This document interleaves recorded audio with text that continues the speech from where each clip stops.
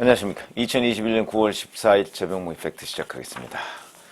고발사주 의혹이라고 하는 사건, 일파만파로 정치권을 강타하고 있는데, 자, 지금 검찰에서는 감찰을 진행하고 있고요. 수사로 곧 전환될 가능성, 크죠. 그런데 공수처에서는 검찰의 감찰과 별도로 지금 수사를 진행하고 있습니다. 그래서 어제 김웅 의원 의원실을 압수수색했는데 김웅 의원은 별로 건져간 것 없다 이렇게 얘기를 하고 있지만 그 나름대로 또 여러 가지 하여튼 공수처가 목표로 하고 있는 부분이 있을 테니까 그 부분은 아마 뭔가 소기의 성과를 거뒀을 가능성도 있다 이렇게 보는 것이 맞는 것이죠. 자, 그런데 오늘 동아일보를 보니까 공수처가 이미 조성은 씨가 텔레그램으로 전달받은 자료의 발신자 정보, 그러니까 누가 보냈느냐, 이걸 확인했다, 이런 게 있더군요. 그러니까 손준성 수사정보정책관이 최초의 발신지다.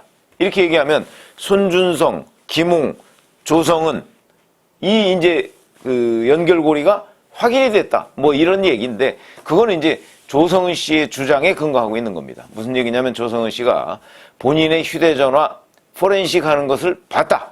이렇게 얘기를 하고 있으니까 거기 보면은 손준성 보냄이라고 하는 캡처 화면이 있죠. 이게 이제 몇 사람을 거치더라도 텔레그램 대화방이니까 거치더라도 중간 단계에서는 자기는 이제 손준성 검사의 전화번호가 입력이 안 돼 있으니까 안 뜨는데 그걸 자기가 다른 사람한테 보내면 그러니까 이게 이제 뉴스버스 전혁수 기자한테 보냈을 거 아니겠습니까? 보내면 거기에는 손준성 보냄 이런 게 뜬다는 겁니다. 그게 이제 텔레그램 대화방이라는 건데 그거를 공수처에서 이미 확인했다. 그러니까 이 최초 발신자는 손준성이다.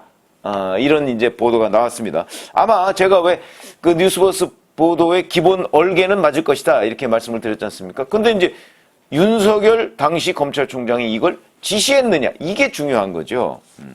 자, 그러니까 그런 커넥션은 이제 맞을 것이다.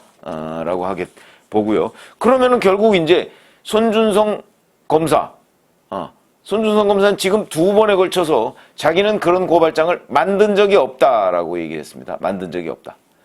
그러면 이제 그거를 다 해명이 맞다고 치면 결국 손준성 검사가 만들지는 않았지만 누군가로부터 받아서 전달을 했나? 그러니까 이 텔레그램 대화방상에 나타난 최초 발신자는 손준성이기 때문에 그러면 손준성이 본인이 만들었거나 아니면 누가 만든 걸 가져다가 보냈거나 이 둘 중에 하나일 것이다 라고 하는데 본인은 지금 자기가 만든 적이 없다라고 얘기를 했습니다. 그러면은 그래서 이제 공수처의 김웅 의원실 압수수색 영장에 보면 제3자의 개입 가능성까지도 있다는 거죠. 제3자의 개입 가능성이라고 한다면 손준성 검사가 누구한테 시켜서 또는 누군가가 이 고발장을 써서 손준성 검사한테 줬다 이런 얘기가 되는 것인데 그거는 그냥 압수수색 영장에 있는 일종의 혐의니까 그러니까 그냥 그건 참고사항은 되겠다 이런 생각을 하고요. 그렇게 되면 결국은 손준성 당시 수사정보정책관한테 모든 이제 이목이 쏠리게 됩니다. 자, 그러면 이 사람이 정말 어떠한 행위를 한 것인가?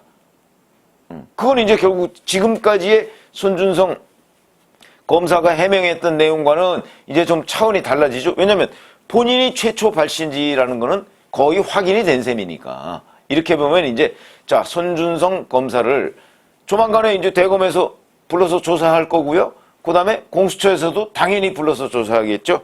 그러면 손준성 검사가 어떤 태도를 보일 것인가 이런 것들이 이제 사실은 이 사건의 키라고 볼 수가 있는데 그러면 이제 이른바 윤석열, 손준성 관계가 어떤 관계냐 하는 것이 굉장히 중요해집니다. 근데 이와 관련해서 박범계 법무부 장관이 어제 얘기를 해서 이렇게 얘기했습니다. 윤석열 전 총장과 손준성 검사의 관계는 매우 특별한 관계다. 그것을 근거할 수 있는 여러 가지가 있지만 지금 밝히기에는 좀 그런 것 같다. 자, 그럼 박범계 장관의 이 말은 뭔가 윤석열, 손준성 간에 지시 관계가 있었다는 것을 입증할 만한 뭔가 꼬투리를 잡았다? 내지는 두 사람이 한간에 알려진 것과는 달리 특별한 관계다 하는 근거가 있다 이런 것인지 조금 애매합니다. 지금 밝히지 않겠다. 아니면 완전한 뻥일 가능성도 있거든요. 뭔가 윤석열 전 총장을 올가매기 위해서. 그러니까 이제는 손준성 검사의 진술과 증거 제시 이런 것들이 굉장히 중요해졌습니다. 공수처에서도 그렇고 검찰에서도 그렇고 이렇게 돼 있죠. 그런데 여기에서 이제 시점을 잘 봐야 됩니다. 시점. 손준성 검사를 추미애 법무부 장관이 인사를 통해서, 그러니까 윤석열 패싱 인사죠. 작년 1월 달에 원래 그 검찰청법에 보면 법무부 장관이 검찰총장의 의견을 들어서 대통령한테 검사 인사를 제청하는 거로 돼 있는데 그때는 의견을 아예 안 들었죠. 그래서 우리가 윤석열 패싱 인사, 추미애 법무부 장관이 취임하자마자 한 인사, 그건 1월 달에 있었고요. 실제 근무는 2월 달부터 시작을 했습니다. 자, 근데 그 인사에서 바로 수사정보정책관에 임명된 사람이거든요. 손준성 검사가. 그 전에 수사정보정책관은 김유철 검사였습니다. 그 사람은 윤석열 전 총장과 같이 대검에, 윤 전 총장이 총장이 되면서 같이 대검 수사정보정책관. 수사정보정책관과 총장의 관계는 총장의 눈과 귀다. 이렇게 얘기할 수 있습니다. 같이 들어갔고, 그러니까 6개월밖에 안 된 상태에서 추미애 법무부 장관이 그때 윤석열 패싱한 가운데 윤석열 고립인사였습니다. 그 고립인사의 핵심 인물인 손준성 검사를 그 자리에 앉힌 거죠. 이렇게 되면 적어도 2020년 2월 그 시점에는 손준성은 윤석열의 감시조였다. 또는 고립화 전략의 한 검사였다. 이렇게 볼 수가 있는 거죠. 당시에 들어간 사람들이 다 그렇습니다. 그러니까 고립화 인사의 핵심 프레임이죠. 거기에 손준성 검사가 있었다. 그리고 이 사건은 그로부터 2달 뒤인 4월 3일에 고발장이 만들어졌다. 이런 얘기인데, 그렇게 따지면 박범계 장관이 얘기했듯이 손준성 검사와 윤석열 전 총장이 특별한 관계, 저는 그런 관계일 수가 없다고 보는데, 두 사람의 근무가 겹치는 것은 윤석열 전 총장이 서울중앙지검장 시절에 손준성 검사가 형사 7부장을 했습니다. 그리고 특수통이 아닙니다. 손준성 검사는. 그러니까 검사 전체가 2200명이 넘는데 평생 같이 근무하거나 아니면 아주 상세히 잘 아는 사람이 아닌 상태에서 검사를 그만두는 경우도 굉장히 많습니다.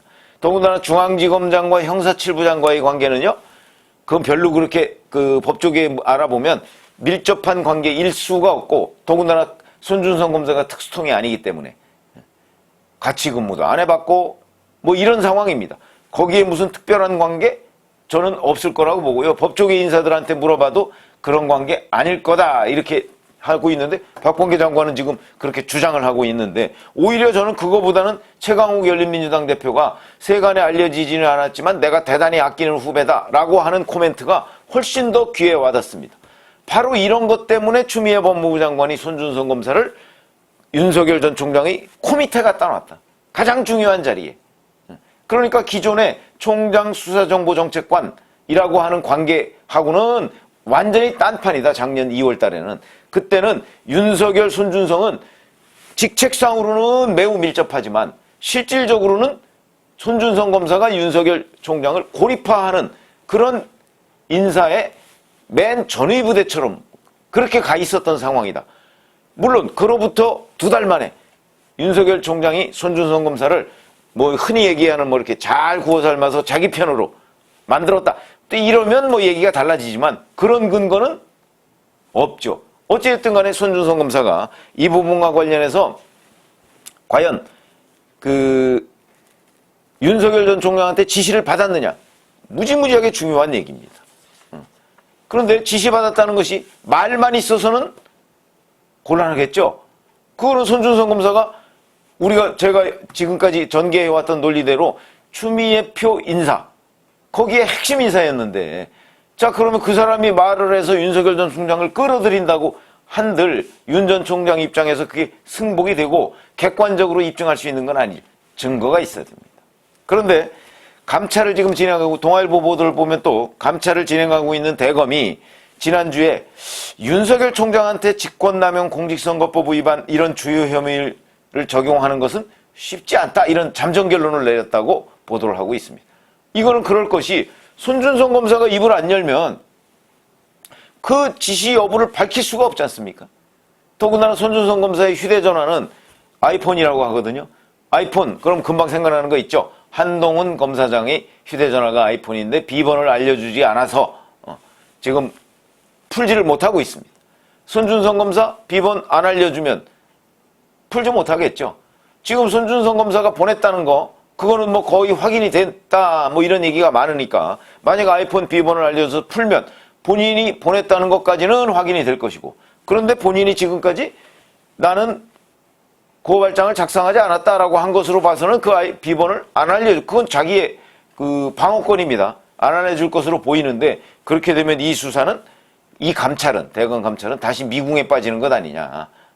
이제 이렇게 되면 이제 또 채널A 검언유착 의혹 수사처럼 질질 끌면서 대선까지 갈 가능성이 있죠. 그걸 핑계로 그럴 가능성이 있습니다. 어쨌든 간에 손준성 검사의 입과 증거, 이것이 대단히 중요하게 됐다는 거죠. 그런데 대검은 이런 식으로 여튼 해서 윤석열 전 총장을 공직선거법 위반이나 이런 거로 적용하는 게 쉽지 않다 이러면 이게 대검 감찰부에서 그렇다고 이 수사를 이 감찰을 끝낼 리도 없고요. 굉장히 이제 시간을 끌거나 또는 뭐 온갖 뭐 이런저런 걸로 아마 윤석열 전 총장 관련 그 현안을 끌고 가려 할 가능성이 있고, 그러면 우리가 오히려 기대할 부분은 공수처다.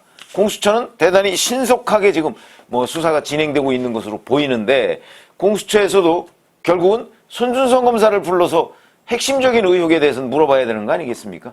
그러다 보니까 손준성 검사의 입이 굉장히 중요해진, 어찌 보면 거의 결정적인 이런 상황이 됐고, 만약에 손준성 검사가 거기서 부인을 한다든가, 지금 현재는 뭐 이게 어디서 작성됐는지도 모르고 저는 제3자가 작성했는지도 모르고, 그래서 손준성 검사한테 어찌 보면 이 사건이 달려있다 이렇게 봐도 과언이 아닌 상황이 돼버렸다. 그래서 제가 손준성 검사에 주목하고, 손준성 검사는 과연 추미애 사단이냐? 그러니까 추미애 표 인사인 것은 뭐 명백하게 팩트인데, 자, 그런데 또 추미애 전 법무부 장관이 이런 주장을 했거든요.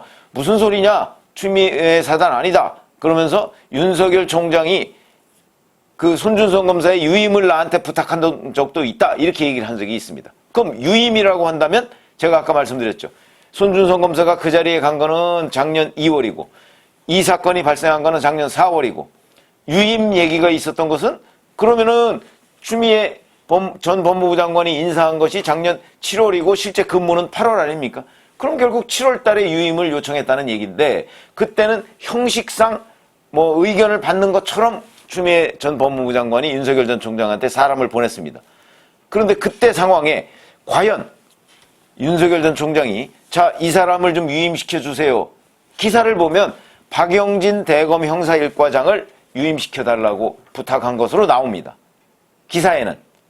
그런데 손준성 검사를 과연 유임시켜 달라고 했을까? 그랬으면 기사에 나왔을 것 같고. 그리고 실제 근데 유임이 됐습니다. 손준성 검사는. 근데 그럼 유임을 시켜달라고 했다고 기사에 나온 박영진 형사 1과장은 어떻게 됐느냐? 유임이 안 됐죠. 당연히 당시 추미애 윤석열 관계로 볼 때 윤석열 전 총장이 무슨 이 사람 어떻게 해달라 인사 부탁을 하면 그거는 당연히 안 들어줬겠죠. 그런 점으로 봐서는 추미애 전 장관이 얘기하는 유임 부탁설, 이것도 사실이 아닐 가능성이 대단히 높다. 이렇게 보면 결국은 손준성 검사가 어떠한 것을 진술하느냐에 따라서 이 사건은 또 한 번 변곡점을 맞을 것이고, 만약에 손준성 검사가 그 윤석열 전 총장의 지시와 무관하게, 어차피 손준성 검사는 여기에서 그 완벽하게 헤어나기는 어려울 것으로 보입니다. 그런 손준성 검사가 여기서 윤석열 전 총장 부분을 뭐 사실대로 사실대로 진술한다고 봐야 되겠죠. 그럴 경우에 윤석열 전 총장과의 관계를 본인이 명확하게 정리하게 되면 이 수사는 거기서 손준성 수준에서 딱 멈추게 되는 것이고, 그렇게 되면 뉴스버스의 지금까지의 온갖 논리와 보도, 물론 거기에서 윤석열 전 총장이 지시했다는 증거는 아무것도 제시하지 못했습니다만은 이진동 발행인이 뭐 그건 지시했다고 봐야 된다 뭐 이렇게 지금 주장을 하고 있는 거 아니겠습니까? 그거는 다 무너지게 되는데 여튼 손준성 검사가 어떠한 진술을 할 것인가. 뭐 아직 공수처에 출두는 하지 않았던 것으로 소환되지는 않은 것으로 보입니다만 그것이 대단히 중요해졌다. 그런데 서로 손준성 검사가 내 편이 아니다 지금 이러고 있는데 그 양쪽의 주장 그거의 핵심은 시점입니다. 시점에 따라서는 손준성 검사가 윤석열 편이었을 수도 있다. 왜냐하면 그거는 같이 일을 하는 과정에서 정말 이 사람이 정의로운 사람이네? 라고 할 수는 있는 겁니다. 그러나 그게 추미애 전 법무부 장관이 인사한 지 2달 만에 그렇게 됐다? 이렇게 보기는 어렵다. 이런 게 상식이죠. 그러니까 여기에 지금 손준성 검사와 관련해서 등장하는 시점은 작년 2월, 4월, 그 다음에 8월 이렇게 3개가 등장을 하는데 이 3시점을 서로 시점을 얘기 안 하고 서로 저쪽 편이다 라고 얘기를 하면 그거는 자칫 잘못하면 혼선을 초래할 가능성이 있으니까 이 부분을 잘 주목을 하시고 손준성 검사의 진술이 중요하게 됐다. 이런 말씀을 드렸습니다. 감사합니다.